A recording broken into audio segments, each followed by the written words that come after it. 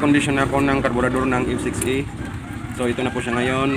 And then ang kulang na lang sa kanya is ang kanyang choke plate, kasi wala na itong choke plate ang karburador na to. Siguro possible guys is tinanggal na to ng unang gumawa nito, tinanggal ito ni Mang Kanor.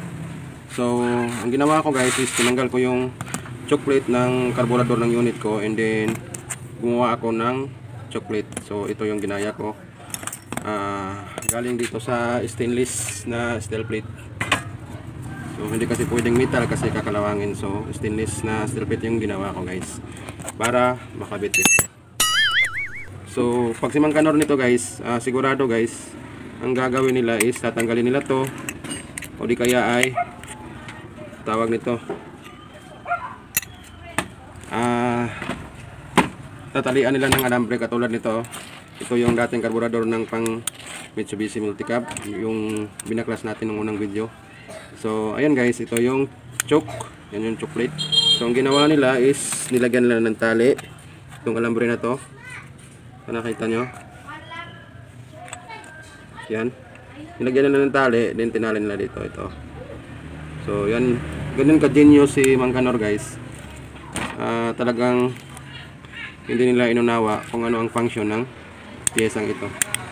So for me guys, ang unawaan ko na ang kahalagahan ng function ng piyesang ito is kahit wala pang choke plate is ginagawan ko na ng choke plate. So yan guys, stay tuned lang kayo dahil kakabit na natin to. And then siya nga pala guys, ang karburador na ito is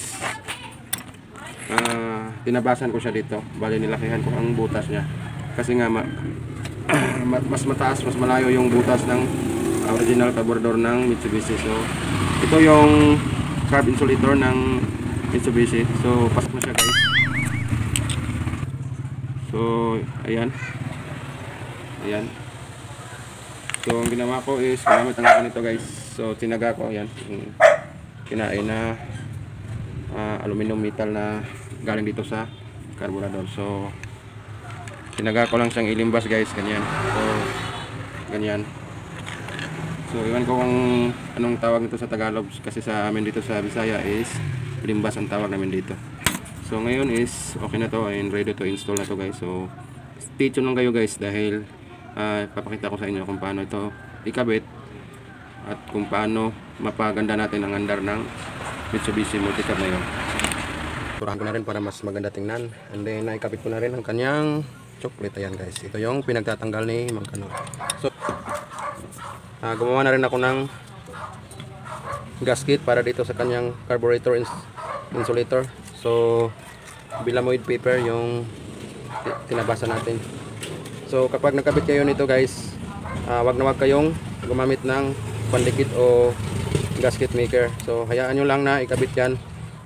Sigurado ako 100% hindi yan sisingaw, basta walang mga dumi-dumi dito sa surface ng carburetor insulator, pati rin dito at doon sa intake manifold. Sigurado ako guys na hindi sisingaw yan. So ayan, i-install na natin to. Pahabol na lang pala guys, ito is tatanggalin ko na lang to, itong coolant line ng karburador ng F6A, dahil ang original na karburador ng pang Mitsubishi Multicab is wala siyang ganito na merong coolant line dito.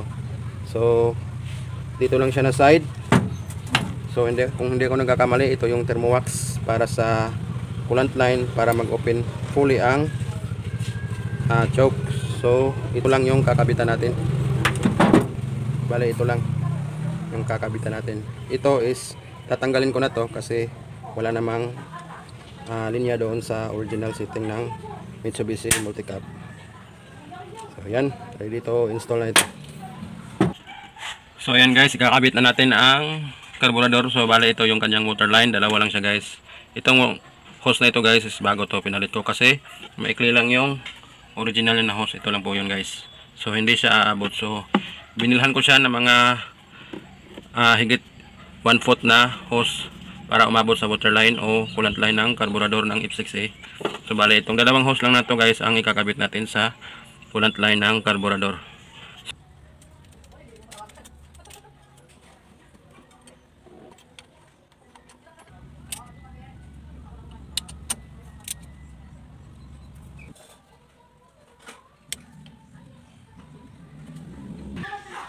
So ayan, natapos ko nang ikabit ang karburador. And then sinubukan ko itong i-start guys. And then umanda naman siya, kaya lang palyado talaga siya.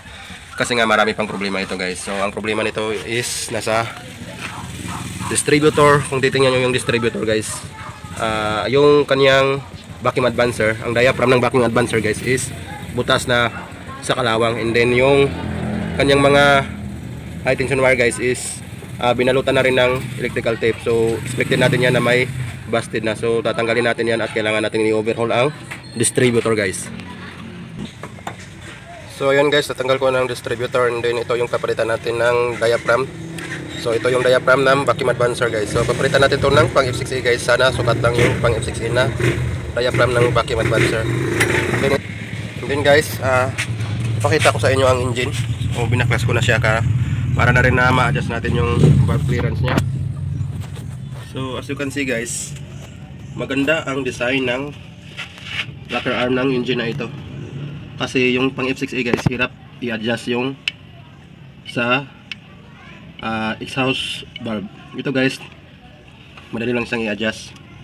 Yan o, maganda ang pagka-design nito guys. So ang valve cover nga pala nito guys is possible is butas na pa. Tatanggalin natin ang kalawang, papakita ko sa inyo. So ito yung valve cover nya guys. Kapal na guys, so yun o. So kung lilinisan natin to, sigurado baka may mabutas. So papahinang natin yan sa may-ari kasi may shop ang may-ari nito. Hindi na ako ang hihinang pa. So bali gawin ko na ito guys. Nabaklas ko na siya and then natanggal ko na ang kanyang diaphragm ng vacuum advancer. And then ang papalit kong vacuum advancers guys is galing sa distributor ng contact point guys, o yung platino type pa guys. So tinanggalan ko siya ng vacuum advancer and then ito yung kakabit ko. So sukat naman siya guys. Ang iba lang niya is itong kanyang rod. So na makita, itong kanyang rod guys is nakaliko siya. Ito straight lang siya. So sinukat ko siya.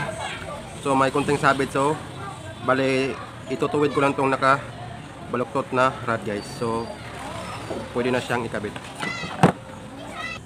So bali guys, ito yung kanyang centrifugal advancer. So ito po yung responsible sa high RPM. Ito po yung nag-a-advance. And then ito naman pong vacuum advancer na tinatawag is ito yung responsible sa low RPM o yung starting, para mas malakas yung hatak ng makina. So pagdating ng high RPM, mga 3 to 4,000 RPM guys is magdi-disengage na to. And then ito na yung gagana para sa high RPM. So ang iba nito guys, hindi na kinakabitan ng vacuum hose, wala nang pakialam sila nito. Pero ako, since nalaman ko ang kahalagahan nito is kakabitan ko talaga siya ng vacuum advancer. Kaya nagpakahirap ako na palitan to guys. So ayan, nilagyan ko na ng grasa para hindi mag-stack up yung kanyang centrifugal advancers. Kasi guys, pag nag-stack up to, itong shaft na to dito, kakalawangin, is hindi na siya mag-a-advance ang kanyang centrifugal advancer. So ang mangyayari, walang hatak yung makina, walang lakas, walang puwersa. So ikakabit ko na siya guys.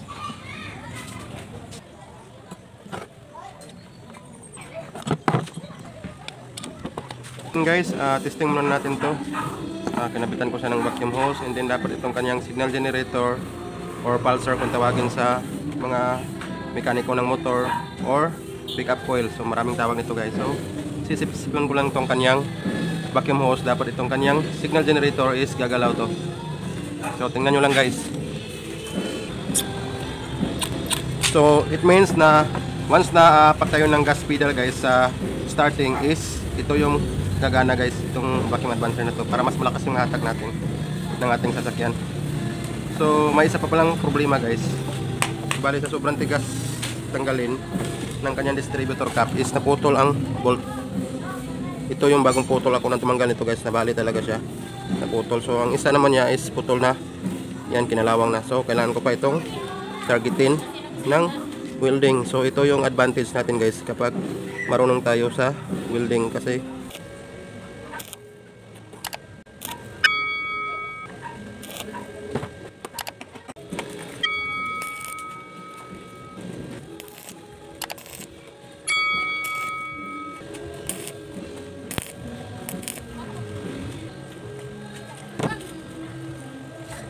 So ayan guys, tanggal na.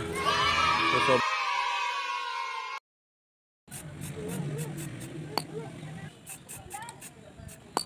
bali guys, ikakabit ko na siya, and then hindi na kailangan pang itaming pa natin ang makina pag ganitong klaseng type ng distributor guys.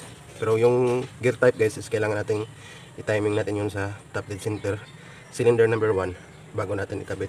Pero ito guys hindi na, kasi yung pares nito makapal at saka ito manipis, hindi mo siya mapapasok pag nabaliktad. So pag napasok na yan, it means naka-timing na yan. So ang kailangan lang natin gawin after natin malagay, mapaandar, is gagamitan natin ng timing light para maset natin sa standard ignition timing. So kakabit ko na to guys.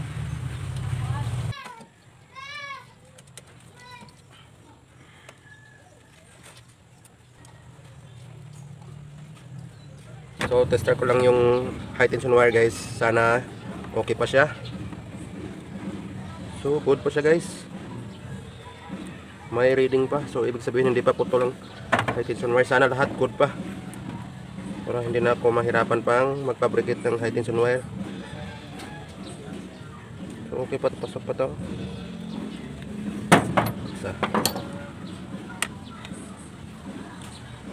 So okay pa rin.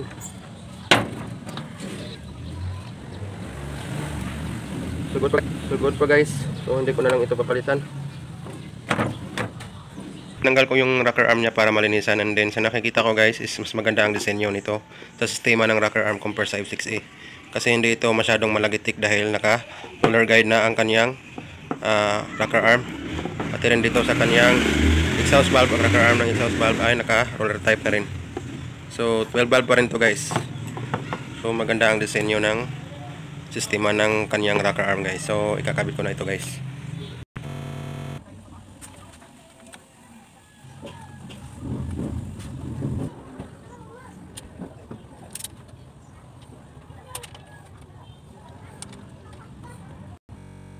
Guys, tapos ko nang ikabit, and then na-adjust ko na rin ang kanyang valve clearance at nakabit ko na ang kanyang high tension wire, at meron na rin ako nilagay na timing light dito sa high tension wire number 1. So ang problema nito guys is yung cover nito sa valve cover is bulok na siya guys. Hinugasan ko siya ng high pressure wash, so ang nangyayari is tumagos, ayan, butas-butas. So kailangan i-repair pa natin to, and then may na-set up na akong timing light. Tapos titingnan natin doon sa may sticker kung ano ang standard ignition timing ng makinang ito.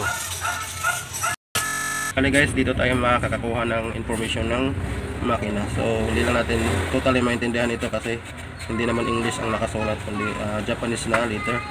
So dito sa ibabaw guys is 3G83. So ito yung pangalan ng makina niya. 12 valve ito guys, and then 657cc. So kapareho lang din ng pang F6A na makina na merong 657cc. So considered na yan na 660cc.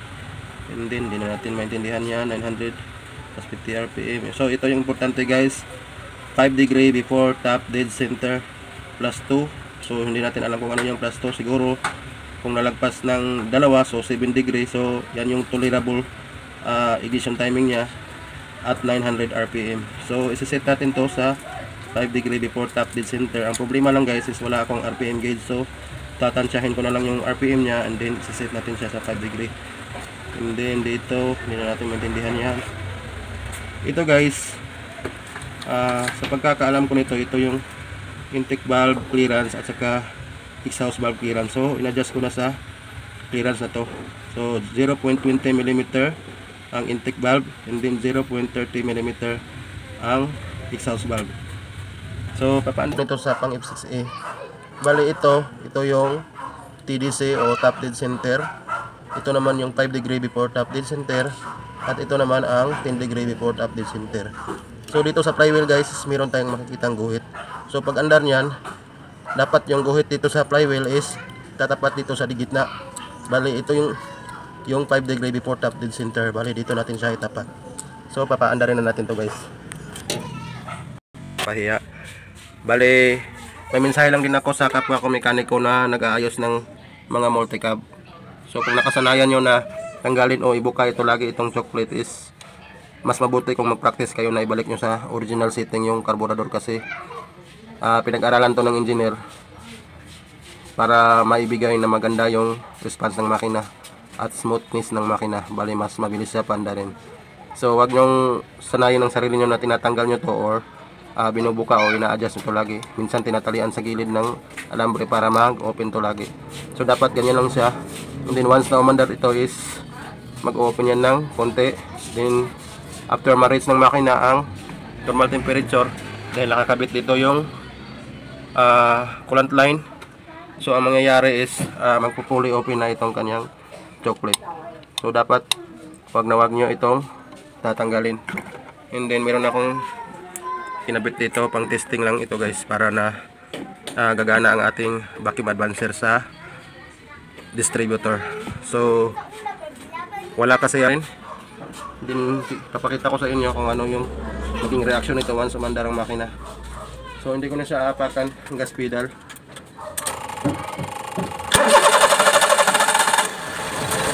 So yan, umandar naman at nakikita nyo yan guys, bumibo pa siya ng konti. So once na ma-reach ng makina ang normal temperature is fully mag-open na yan. Medyo tumansik lang yung oil kasi nga walang cover. So maganda ang tunog ng makina guys, tahimik. So try lang natin i-rev ng konti.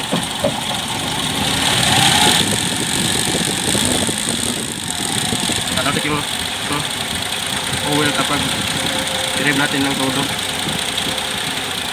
Kasi dito ang kanyang PCB valve. Connected ito sa PCB valve. So working pa naman siya. Yan. So it means okay pa ang PCB valve nito. Ang problema lang guys is yung EGR nya bulok na rin. Ito butas na. Butas na yung kanyang diaphragm. So ang gagawin ko nito is tatakpan ko na lang, i-blank ko na lang to kasi para walang aberya. Kasi possible magkusto ng aberya kung sisingaw na sa ilalim yung valve ng diaphragm. So guys, bago natin i-set sa navigation timing, dapat ito gagalaw to guys once na i-rev natin yung makina, once na tataasan natin ang RPM. So susubukan kong taasan ng RPM guys, titignan nyo ito, dapat gagalaw to. So maganda talaga kung meron yung tawag nito vacuum regulator dito, yung plastic na bilog. Pero since wala ako, i-recta ko na lang to, at least gagana pa rin yung vacuum advancer. So i-adjust ko na ang kanyang ignition timing. So para makita sa video, may guhit yan yung kanyang timing. So nasa bandang huli siyang araw. So ibig sabihin is naka 10 degrees siya. So advance na masyado. So inuwagan ko to para maikot natin ang distributor.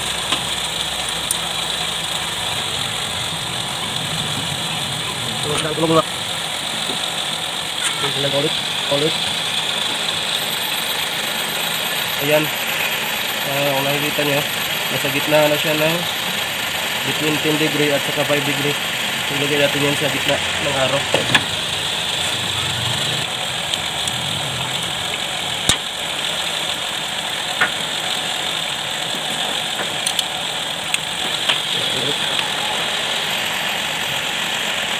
Ayan, malapit na sa 5 degree.